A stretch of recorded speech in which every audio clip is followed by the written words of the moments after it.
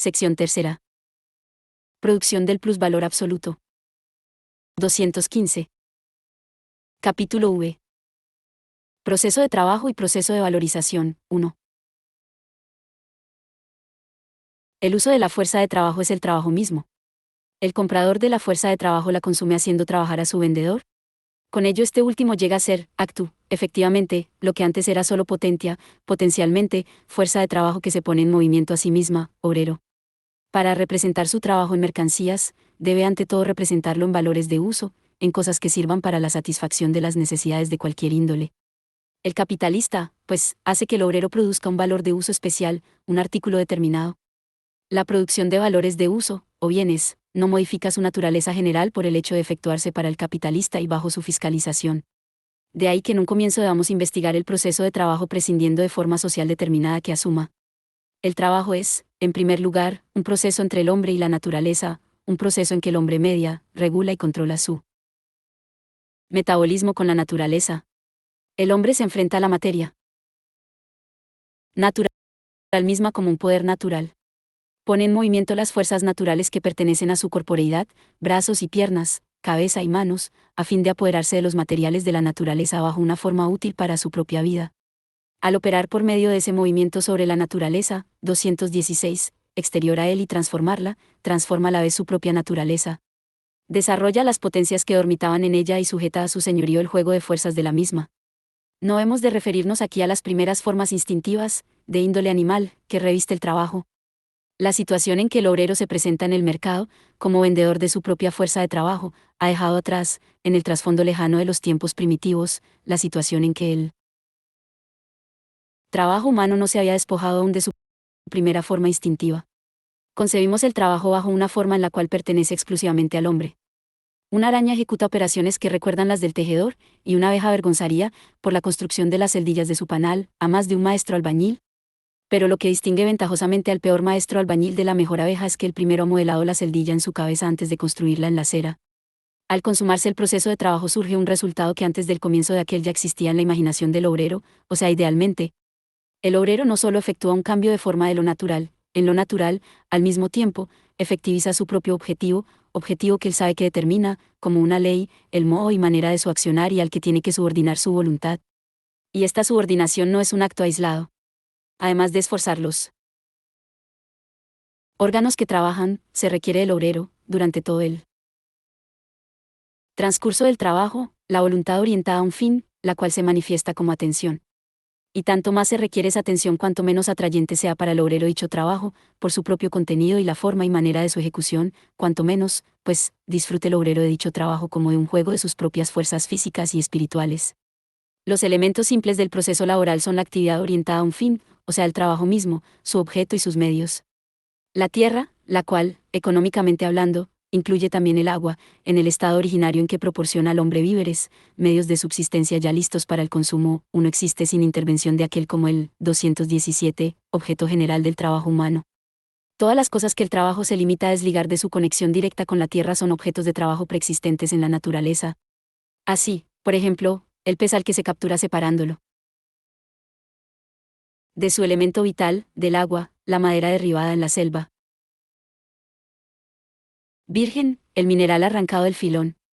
En cambio, si el objeto de trabajo, por así decirlo, ya ha pasado por el filtro de un trabajo anterior, lo denominamos materia prima. Por ejemplo, el mineral ya desprendido de la veta y al que se somete a un lavado. Toda materia prima es objeto de trabajo, pero no todo objeto de trabajo es materia prima. El objeto de trabajo solo es materia prima cuando ya ha experimentado una modificación mediada por el trabajo. El medio de trabajo es una cosa o conjunto de cosas que el trabajador interpone entre él y el objeto de trabajo y que le sirve como vehículo de su acción sobre dicho objeto. El trabajador se vale de las propiedades mecánicas, físicas y químicas de las cosas para hacerlas operar, conforme al objetivo que se ha fijado, como medios de acción sobre otras cosas. 2. El objeto del cual el trabajador se apodera directamente, prescindiendo de la aprehensión de medios de subsistencia prontos ya para el consumo, como por ejemplo frutas, caso en que sirven como medios de trabajo los propios órganos corporales de aquel, no es objeto de trabajo, sino medio de trabajo. De esta suerte lo natural mismo se convierte en órgano de su actividad, en órgano que el obrero añade a sus propios órganos corporales, prolongando así, a despecho de la Biblia, su estatura natural. La tierra es, a la par que su despensa originaria, su primer arsenal de medios de trabajo. Le proporciona, por ejemplo, la piedra que arroja, con la que frota, golpea, corta, etc. La tierra misma es un medio de trabajo, aunque para servir como tal en la agricultura presuponga a su vez toda una serie de otros medios de trabajo, 218, y un desarrollo relativamente alto de la fuerza laboral, 3 apenas el proceso laboral se ha desarrollado hasta cierto punto, requiere ya medios de trabajo productos del trabajo mismo. En las más antiguas cavernas habitadas por el hombre encontramos instrumentos y armas líticos. Junto a las piedras, maderas, huesos y conchas labrados, desempeña el papel principal como medio de trabajo el animal domesticado, criado a tal efecto, y por tanto ya modificado el mismo por el trabajo. 4 El uso y la creación de medios de trabajo, aunque en germen se presenten en ciertas especies animales, caracterizan el proceso específicamente humano de trabajo, y de ahí que Franklin defina al hombre como a tool-making animal, un animal que fabrica herramientas. La misma importancia que posee la estructura de los huesos fósiles para conocer la organización de especies animales extinguidas, la tienen los vestigios de medios de trabajo para formarse un juicio acerca de formaciones económico-sociales perimidas. Lo que diferencia unas épocas de otras no es lo que se hace, sino cómo, con qué medios de trabajo se hace. 5 Los medios de trabajo no solo son escalas graduadas que señalan el desarrollo alcanzado por la fuerza de trabajo humana, sino también indicadores de las relaciones sociales bajo las cuales se efectúa ese trabajo. Entre los medios de trabajo mismos, aquellos cuya índole es mecánica, y a cuyo conjunto se le puede denominar el sistema óseo y muscular de la producción, revelan características mucho más definitorias de una época de producción social que los medios de trabajo que solo sirven como recipientes del objeto de trabajo, por ejemplo, tubos, toneles,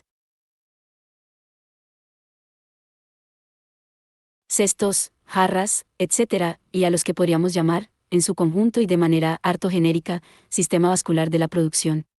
Tan solo en la industria química desempeñan estos últimos un papel de gran importancia. 5 bis, 219, en un sentido amplio, el proceso laboral cuenta entre sus medios, además de las cosas que median la acción del trabajo sobre su objeto, y que sirven por ende de una u otra manera como vehículos de la actividad, con las condiciones objetivas requeridas en general para que el proceso acontezca. No se incorporan directamente al proceso, pero sin ellas este no puede efectuarse o solo puede realizarse de manera imperfecta. El medio de trabajo general de esta categoría es, una vez más, la tierra misma, pues brinda al trabajador el locus standi, lugar donde estar, y a su proceso el campo de acción, field of employment. Medios de trabajo de este tipo, ya mediados por el trabajo, son por ejemplo los locales en que se elabora, los canales, caminos, etc. En el proceso laboral, pues, la actividad del hombre, a través del medio de trabajo, efectúa una modificación del objeto de trabajo, procurada de antemano. El proceso se extingue en el producto. Su producto es un valor de uso, un material de la naturaleza adaptado a las necesidades humanas mediante un cambio de forma. El trabajo se ha amalgamado a su objeto. Se ha objetivado, y el objeto ha sido elaborado. Lo que en el trabajador aparecía bajo la forma de movimiento, aparece ahora en el producto como atributo en reposo, bajo la forma del ser. El obrero y su producto es un hilado. Si se considera el proceso global desde el punto de vista de su resultado, del producto, tanto el medio de trabajo como el objeto de trabajo se pondrán de manifiesto como medios de producción. 6 Y el trabajo mismo como trabajo productivo. 7. 220. Cuando un valor de uso egresa, en cuanto producto, del proceso de trabajo, otros valores de uso, productos de procesos laborales anteriores, ingresan en él en cuanto medios de producción. El mismo valor de uso que es el producto de este trabajo, constituye el medio de producción de aquel otro. Los productos, por consiguiente, no solo son resultado, sino a la vez condición del proceso de trabajo. Si se exceptúa la industria extractiva, que ya encuentra en la naturaleza su objeto de trabajo, como la minería, caza, pesca, etc. Y la agricultura solo cuando se limita a roturar tierras vírgenes, todos los ramos de la industria operan con un objeto que es materia prima, esto es, con un objeto de trabajo ya filtrado por la actividad laboral, producto el mismo del trabajo. Así ocurre, por ejemplo, con la simiente en la agricultura. Animales y plantas que se suele considerar como productos naturales, no solo son productos, digamos, del trabajo efectuado durante el año anterior, sino, en sus formas actuales, productos de un proceso de transformación proseguido durante muchas generaciones, sujeto al control humano y mediado por el trabajo del hombre. En lo que respecta, sin embargo, a los medios de trabajo, la parte abrumadoramente mayor de los mismos muestra, aun a la mirada más superficial, la huella de un trabajo pretérito. La materia prima puede constituir la sustancia primordial de un producto o entrar tan solo como material auxiliar en su composición.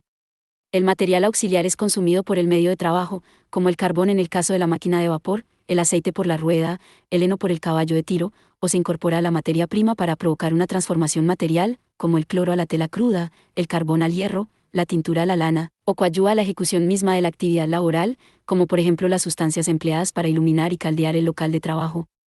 La diferencia entre material primordial y material auxiliar se desvanece en la industria química propiamente dicha, puesto que ninguna de las materias primas empleadas reaparece como sustancia del producto 8, 86, 87, 221, como todas las cosas tienen propiedades múltiples y son, por tanto, susceptibles de diversas aplicaciones útiles, el mismo producto puede servir como materia prima de muy diferentes procesos de trabajo. Los cereales, pongamos por caso, son materia prima para el molinero, el fabricante de almidón, el destilador, el ganadero, etc. Como simiente se convierten en materia prima de su propia producción. De modo análogo, el carbón egresa de la industria minera como producto e ingresa como medio de producción en la misma. El mismo producto puede servir de medio de trabajo y materia prima en un mismo proceso de producción. En el engorde de ganado, por ejemplo, donde el animal, la materia prima elaborada, es al propio tiempo un medio para la preparación de abono. Un producto que existe en una forma ya pronta para el consumo puede reconvertirse en materia prima de otro producto, como ocurre con la uva, materia prima del vino. O bien el trabajo puede suministrar su producto bajo una forma en la cual solo es utilizable nuevamente como materia prima. Bajo ese estado, la materia prima se denomina producto semielaborado, sería mejor llamarla producto intermedio, como es el caso del algodón, la hebra, el hilo, etc. Aunque en sí misma ya es producto, es posible que la materia prima originaria se vea obligada a recorrer toda una gradación de diversos procesos en los cuales, bajo una figura constantemente modificada, funciona siempre como materia prima, hasta el último proceso laboral que la espele como medio de subsistencia terminado o como medio de trabajo pronto para su uso. Como vemos, el hecho de que un valor de uso aparezca como materia prima, medio de trabajo o producto, depende por entero de su función determinada en el proceso laboral, del lugar que ocupe en el mismo. Con el cambio de ese lugar cambian aquellas determinaciones. En virtud de su ingreso como medios de producción en nuevos procesos de trabajo, los productos pierden el carácter de tales. Funcionan tan solo como factores objetivos del trabajo vivo. El hilandero opera con el uso solo como instrumento por cuyo medio hila, y con el hino solo como el objeto con el cual realiza esa acción. No se puede hilar sin el material correspondiente y sin un uso. Por consiguiente, al iniciarse el acto de hilar está presupuesta la 222 existencia de esos productos. 2. Pero en ese proceso mismo es tan indiferente que el lino y el uso sean productos de un trabajo pretérito, como en el acto de la alimentación es indiferente que el pan sea el producto del trabajo pretérito del campesino, el molinero, el panadero, etc. A la inversa, si en el proceso laboral los medios de producción ponen en evidencia su condición de productos de un trabajo precedente, esto ocurre debido a sus defectos. Un cuchillo que no corta, un hilo que a cada momento se rompe, hacen que se recuerde enérgicamente al cuchillero y al hilandero. En el producto bien logrado se ha desvanecido la mediación de sus propiedades de uso por parte del trabajo pretérito. Una máquina que no presta servicios en el proceso de trabajo es inútil. Cae, además, bajo la fuerza destructiva del metabolismo natural. El hierro se oxida, la madera se pudre.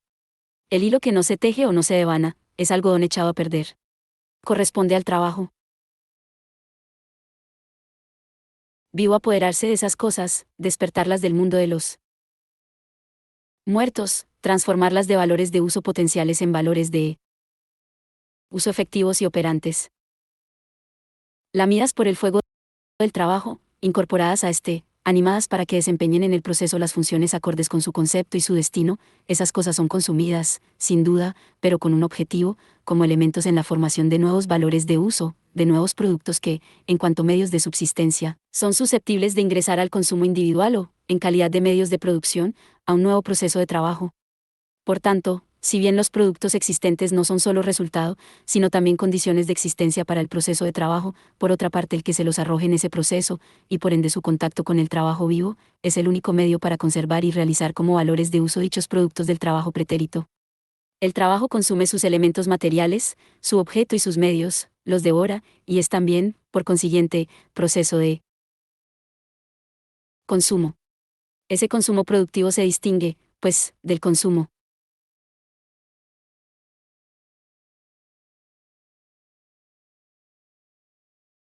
individual en que el último consume los 223 productos en cuanto medios de subsistencia del individuo vivo, y el primero en cuanto medios de subsistencia del trabajo, de la fuerza de trabajo de ese individuo puesta en acción. El producto del consumo individual es, por tanto, el consumidor mismo. El resultado del consumo productivo es un producto que se distingue del consumidor. En la medida en que sus medios y su objeto mismo son ya productos, el trabajo consume productos para crear productos, o usa unos productos en cuanto medios de producción de otros. Pero así como el proceso de trabajo, en un origen, transcurría únicamente entre el hombre y la tierra, la cual existía al margen de la intervención de aquel, en la actualidad siguen prestando servicios en ese proceso medios de producción blindados enteramente por la naturaleza y que no representan ninguna combinación de materiales de la naturaleza y trabajo humano.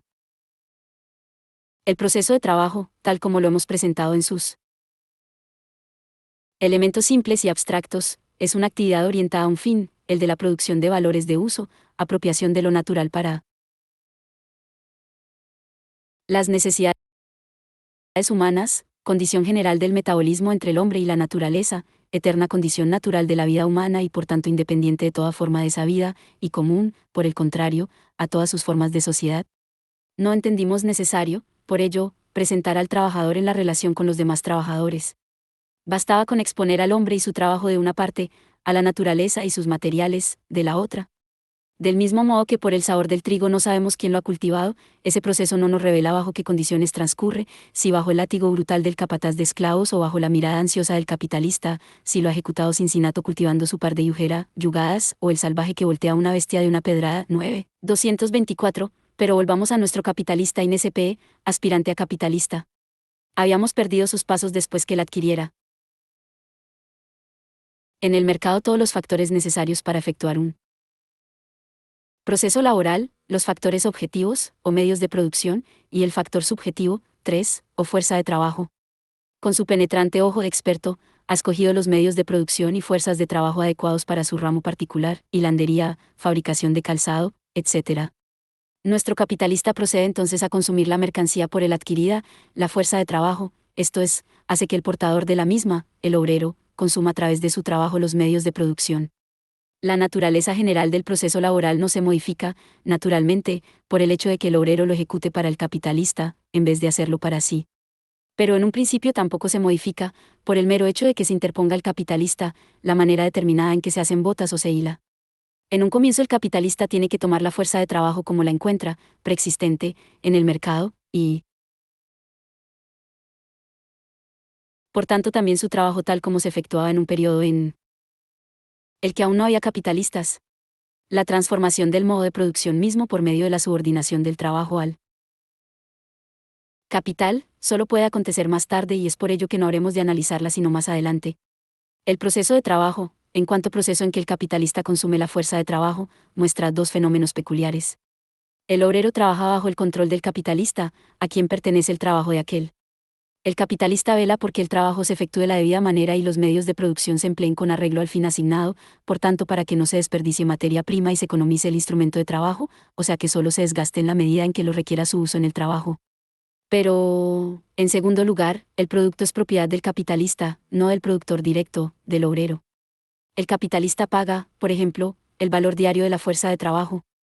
Por consiguiente le pertenece su uso durante un día, como le pertenecería el de cualquier otra mercancía, por ejemplo un caballo, que alquilara por el término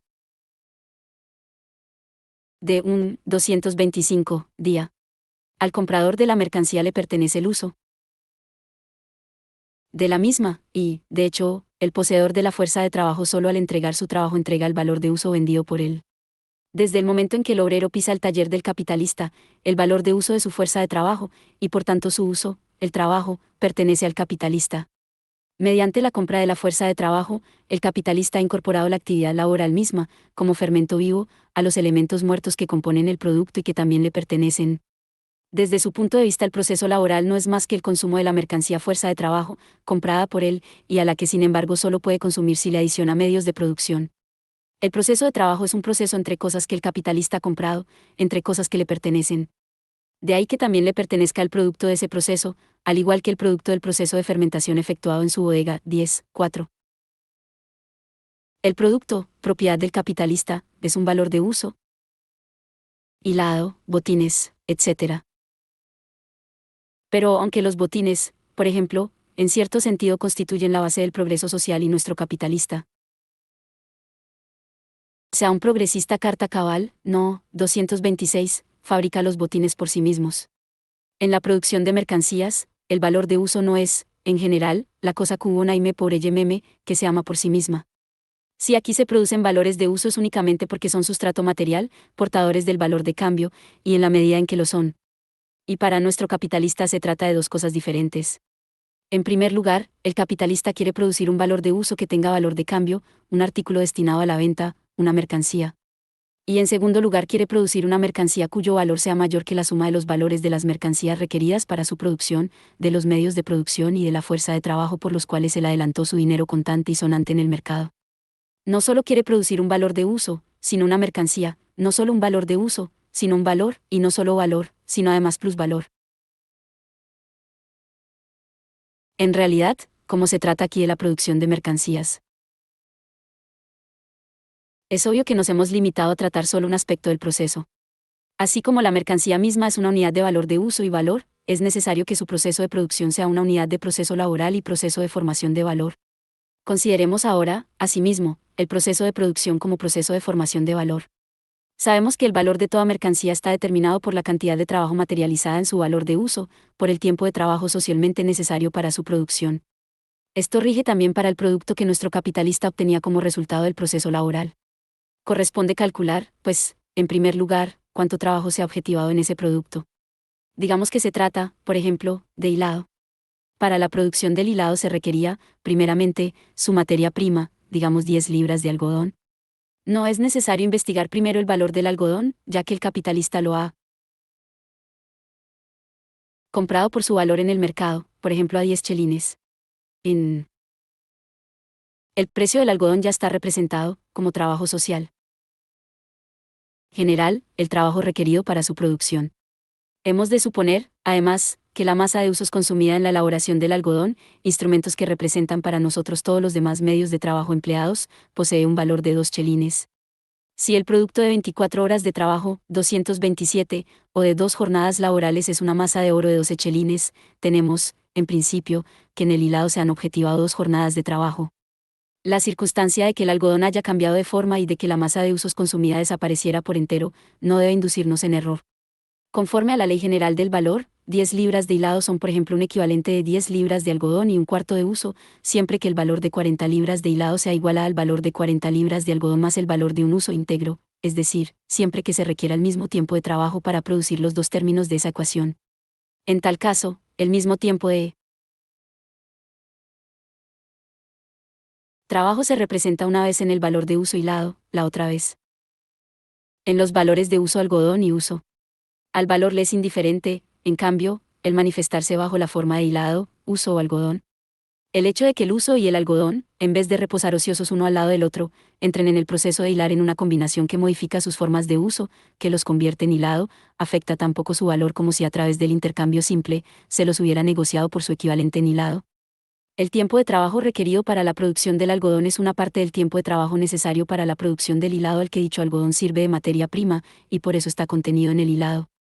Lo mismo ocurre con el tiempo de trabajo que se requiere para la producción de la masa de uso sin cuyo desgaste o consumo no se podría hilar el algodón, 11 por tanto, en la medida en que entra en el análisis el valor del hilado, o sea el tiempo de trabajo requerido para su producción, es posible considerar como diversas fases sucesivas del mismo proceso laboral a los diversos procesos de trabajo particulares, separados en el tiempo y el espacio, que hubo que recorrer primero para producir el algodón mismo y la masa de usos desgastada, y finalmente el hilado a partir del algodón y los usos. Todo el trabajo contenido en el hilado es trabajo pretérito. Es una circunstancia, 228, por entero indiferente la de que el tiempo de trabajo requerido para la producción de sus elementos constitutivos haya transcurrido anteriormente, esté en el pluscuamperfecto, mientras que por el contrario el trabajo empleado directamente en el proceso final, en el hilar, se halle más cerca del presente, en el pretérito perfecto. Si para la construcción de una casa se requiere determinada masa de trabajo, digamos 30 jornadas laborales, nada cambia en cuanto a la cantidad global del tiempo de trabajo incorporado a la casa, el hecho de que la 30ª jornada ingrese a la producción 29 días después que la primera. Y del mismo modo, es perfectamente posible considerar el tiempo de trabajo incorporado al material y al medio de trabajo como si solo se lo hubiera gastado en un estadio precedente del proceso de hilar, con anterioridad al trabajo que se agrega en último término bajo la forma de trabajo de hilar. Por consiguiente, los valores de los medios de producción, el algodón y el uso, expresados en el precio de 12 chelines, son partes constitutivas del valor del hilado o valor del producto. Solo que es necesario llenar dos condiciones. En primer lugar, el algodón y el uso tienen que haber servido para la producción de un valor de uso. En nuestro caso, es menester que de ellos haya surgido hilado. Al valor le es indiferente que su portador sea uno u otro valor de uso, pero es imprescindible que su portador sea un valor de uso. En segundo lugar, rige el supuesto de que se haya empleado el tiempo de trabajo necesario bajo las condiciones sociales de producción dadas. Por lo tanto, si para hilar un libra de hilado fuera necesaria un libra de algodón, se requiere que en la formación de un libra de hilado solo se haya consumido un libra de algodón. Otro tanto ocurre con el uso. Si al capitalista se le antojara emplear usos de oro en vez de usos de hierro, en el valor del hilado solo se tendría en cuenta, sin embargo, el trabajo socialmente necesario, esto es, el tiempo de trabajo necesario para la producción de usos de hierro. Sabemos ahora que parte del valor del hilado está constituida por los medios de producción, el algodón y el uso. Equivale a 12 chelines, o sea, la concreción material de 229 jornadas de trabajo. Se trata ahora de considerar la parte del valor que el obrero textil agrega, con su trabajo, al algodón. Para examinar este trabajo, hemos de ubicarnos ahora en un punto de vista totalmente distinto del que ocupábamos al analizar el proceso de trabajo. Se trataba allí de una actividad orientada a un fin, el de transformar el algodón en hilado. Cuanto más adecuado a ese fin fuera el trabajo, tanto mejor el hilado, siempre que presupusiéramos constantes todas las demás circunstancias. El trabajo del hilandero era específicamente distinto de otros trabajos productivos, y la diferencia se hacía visible subjetiva y objetivamente, en el fin particular de la actividad de hilar, en su modo específico de operar, en la naturaleza especial de sus medios de producción y el valor de uso también especial de su producto. El algodón y el uso son medios de subsistencia del trabajo de hilar, aunque con ellos no se pueda fundir cañones rayados. Pero, en cambio, en la medida en que el trabajo del hilandero forma valor, no se distingue en absoluto del trabajo del perforador de cañones o, lo que nos concierne más de cerca, de los trabajos efectuados en los medios de producción del hilado, el trabajo del cultivador de algodón y el de quien fabrica usos.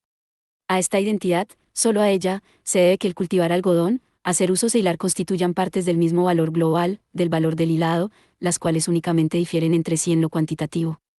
Ya no se trata, aquí, de la cualidad, la naturaleza y el contenido del trabajo, sino tan solo de su cantidad.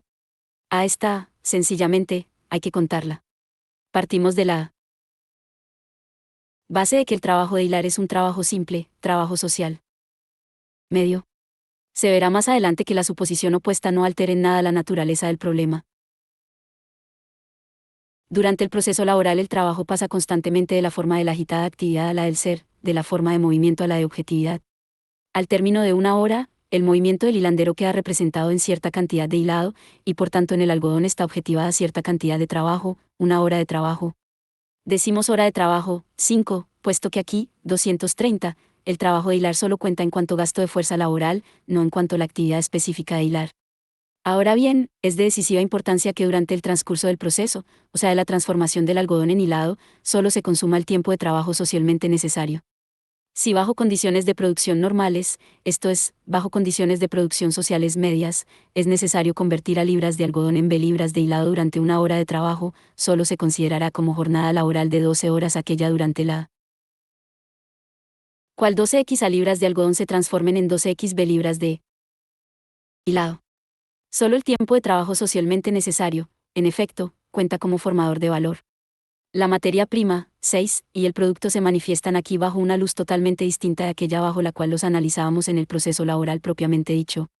La materia prima solo cuenta aquí en cuanto elemento que absorbe determinada cantidad de trabajo. Mediante esa absorción se transforma de hecho en hilado, porque se le agregó trabajo de hilar. 7. Pero ahora el producto, el hilado, es únicamente la escala graduada que indica cuánto trabajo absorbió el algodón. Si en una hora se hilan 1 o 2 barra diagonal 3 libras de algodón, o bien si éstas se transforman en 1 o 2 barra diagonal 3 libras de hilado, 10 libras de hilado supondrán 6 horas de trabajo absorbidas. Determinadas cantidades de producto, fijadas por la experiencia, no representan ahora más que determinadas cantidades de trabajo, determinada masa de tiempo de trabajo solidificado. Son, únicamente, la concreción material de 1 hora, de 2 horas, de un día de trabajo social. El hecho de que el trabajo sea precisamente trabajo de hilar, que su material sea algodón y su producto hilado, es aquí tan indiferente como que el objeto de la actividad laboral sea a su vez producto, y por tanto materia prima. Si el obrero en vez de hilar trabajara en una mina de carbón, la naturaleza proporcionaría el objeto de trabajo, la hulla. Ello no obstante, una cantidad determinada de 231 carbón extraída del yacimiento, por ejemplo un quintal, representaría determinada cantidad de trabajo absorbido. Cuando analizábamos la venta de la fuerza de trabajo suponíamos que su valor diario era igual a 3 chelines y que en esto se hallaban incorporadas 6 horas de trabajo, siendo necesaria por tanto esa cantidad de trabajo para producir la suma media de artículos de subsistencia requeridos diariamente por el obrero.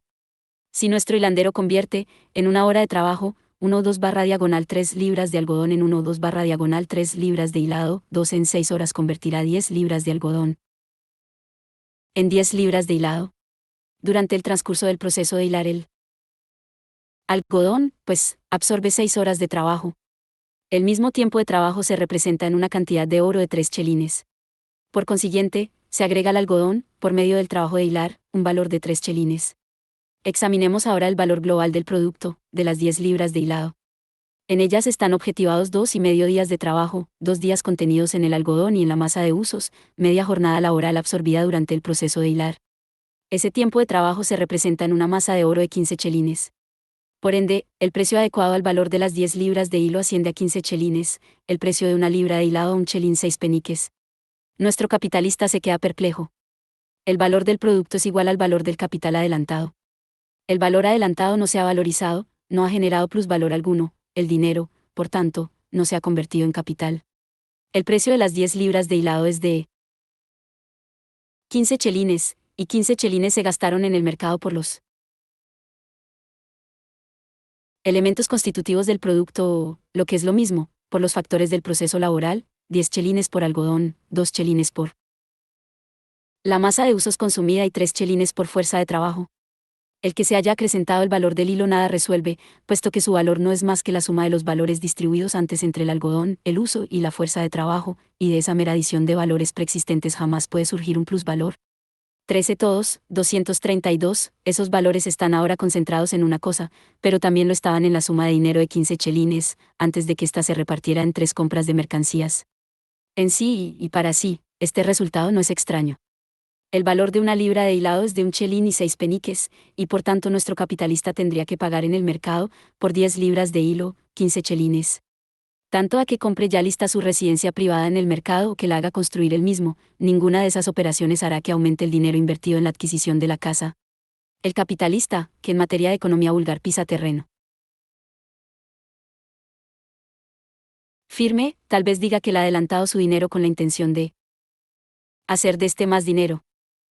El camino del infierno está empedrado de buenas intenciones, y con el mismo fundamento podría abrigar la intención de hacer dinero sin producir. 14. El capitalista amenaza. No volverán a engañarlo. En lo sucesivo comprará la mercancía ya terminada en el mercado, en lugar de fabricarla él mismo. Pero si todos sus cofrades capitalistas hicieran otro tanto, ¿cómo habría de encontrar mercancías en el mercado? Y no se puede comer dinero. El capitalista se dedica entonces a la catequesis. Se debería tomar en consideración su abstinencia. Podría haber despilfarrado sus 15 chelines. En vez de ello, los ha consumido productivamente, convirtiéndolos en hilado. Pero la verdad es que a cambio de esto está en posesión de hilado, y no de remordimientos. Se guardará de recaer en el papel del atesorador, que ya nos mostró a dónde conducía el ascetismo. Por lo demás, al que no tiene, el rey le hace libre. 88, sea cual fuere el mérito de su renunciamiento, nada hay para pagárselo aparte, pues el valor del producto que resulta del proceso, 233, no supera la suma de los valores mercantiles lanzados al mismo. Debería conformarse, pues, con que la virtud encuentra en sí misma su recompensa. Pero no, se pone más acucioso. El hilado no le presta utilidad alguna. Lo ha producido para la venta. De modo que lo vende o, más sencillamente, en lo sucesivo se limita a producir cosas para su propio uso, una receta que ya le ha extendido su médico de cabecera McCulloch como remedio infalible contra la epidemia de la sobreproducción. Ceñudo, el capitalista se mantiene en sus 13. ¿Acaso el obrero habría de crear en el aire, con sus propios brazos y piernas, productos del trabajo, producir mercancías? ¿No fue el capitalista quien le dio el material solo con el cual y en el cual el obrero puede corporizar su trabajo? Y como la mayor parte de la sociedad se compone de esos pobres diablos, no le ha prestado a la misma un inmenso servicio, con sus medios de producción, su algodón y su uso, e incluso al propio obrero, a quien por añadidura provee medios de subsistencia. ¿Y no habría de cargar en la cuenta dicho servicio? Pero el obrero no le ha devuelto el servicio al transformar el algodón y el uso en hilado. Por lo demás, no se trata aquí de servicios. 15. Un servicio no es otra cosa que el efecto útil de un valor de uso, ya sea mercancía, ya trabajo. 16. Pero lo que cuenta aquí es el valor de cambio. El capitalista le pagó al obrero el valor de 3 chelines. El obrero le devolvió un equivalente exacto, bajo la forma del 234, valor de 3 chelines añadido al algodón. Valor por valor. Nuestro amigo, pese a su altanero espíritu de capitalista, adopta súbitamente la actitud modesta de su propio obrero. ¿Acaso no ha trabajado él mismo, no ha efectuado el trabajo de vigilar, de dirigir al hilandero? ¿Este trabajo suyo no forma valor? Su propio olbarluque, capataz, y su manager, gerente, se encogen de hombros. Pero entre tanto el capitalista, con sonrisa jovial, ha vuelto a adoptar su vieja fisonomía. Con toda esa letanía no ha hecho más que tomarnos el pelo. Todo el asunto le importa un comino. Deja esos subterfugios enclenques y vacías patrañas, y otras creaciones. Por el estilo, a cargo de los profesores de economía política, a los que él mismo paga por ello. Él es un hombre práctico, que si bien fuera del negocio no siempre considera a fondo lo que dice, sabe siempre lo que hace dentro de él. Veamos el caso más de cerca. El valor diario de la fuerza de trabajo ascendía a 3 chelines porque en ella misma se había objetivado media jornada laboral, esto es, porque los medios de subsistencia necesarios diariamente para la producción de la fuerza de trabajo cuestan media jornada laboral. Pero el trabajo pretérito, encerrado en la fuerza de trabajo, y el trabajo vivo que ésta puede ejecutar, sus costos diarios de mantenimiento y su rendimiento diario, son dos magnitudes completamente diferentes. La primera determina su valor de cambio, la otra conforma su valor de uso. El hecho de que sea necesaria media jornada laboral para mantenerlo vivo durante 24 horas, en modo alguno impide al obrero trabajar durante una jornada completa. El valor de la fuerza de trabajo y su valorización en el proceso laboral son, pues, dos magnitudes diferentes. El capitalista tenía muy presente esa diferencia de valor cuando adquirió la fuerza de trabajo. Su propiedad útil, la de hacer hilado o botines, era solo una conditio sine qua non, porque para formar valor es necesario gastar trabajo de manera útil. Pero lo decisivo fue el valor de uso específico de esa mercancía, el de ser fuente de valor, y de más valor del que ella misma tiene. Es este el servicio específico que el capitalista esperaba de ella. Y procede, al hacerlo, conforme a las leyes eternas del intercambio mercantil. En rigor, el vendedor de la fuerza de trabajo, al igual que el vendedor de cualquier otra mercancía, realiza su valor de cambio y enajena su valor de uso. No puede, 235, conservar el uno sin ceder el otro. El valor de uso de la fuerza de trabajo, el trabajo mismo, le pertenece tampoco a su vendedor como al comerciante en aceites el valor de uso del aceite vendido. El poseedor de dinero ha pagado el valor de una jornada de fuerza de trabajo, le pertenece, por consiguiente, su uso durante la jornada, el trabajo de una jornada. La circunstancia de que el mantenimiento diario de la fuerza de trabajo solo cueste media jornada laboral, pese a que la fuerza de trabajo pueda operar o trabajar durante un día entero, y el hecho, por ende, de que el valor creado por el uso de aquella durante un día sea 2 veces mayor que el valor diario de la misma, constituye una suerte extraordinaria para el comprador, pero en absoluto una injusticia en perjuicio del vendedor. Nuestro capitalista había previsto este caso, que lo hace reír. 89. Por eso el obrero encuentra en el taller no solo los medios de producción necesarios para un proceso laboral de 6 horas, sino para uno de 12.